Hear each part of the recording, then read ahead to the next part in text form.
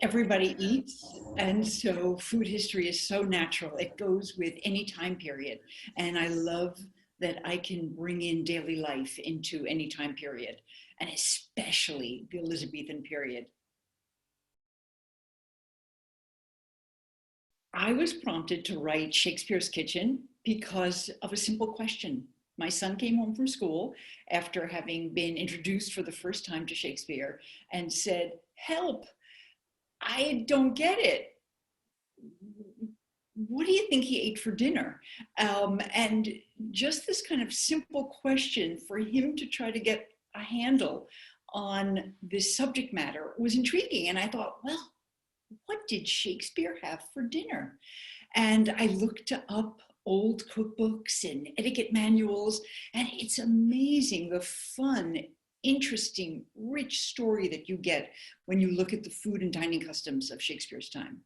What's interesting is to look at his plays from the point of view of some of his references to food. And it's a tiny, tiny thing to focus on. But whenever you look at under the lens of one thing, it could be a romantic relationship, as our director Jonah Mancini is doing, or food. It's a fascinating way to look at Shakespeare and to understand in a new way what that line means. What's Neat's foot? And why is Kate being starved in Taming of the Shrew?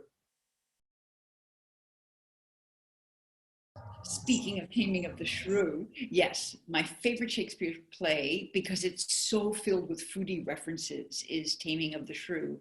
And as you know, it's all about Kate, whose feisty character is trying to be muffled a bit.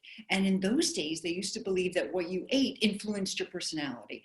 And so they were trying to keep certain exciting things from her, like meat, which was thought to incite passion. In one way, it's really fun to look at the food of Shakespeare's time because you realize, number one, they used food as medicine. They didn't have a Duane Reade on every corner, and so they had to make their own remedies and medicines, and it's kind of fun to look at some of those, as well as the way that they thought of food as a way to stay healthy. So it's kind of retro new now. We're thinking in the ways that they took as very natural.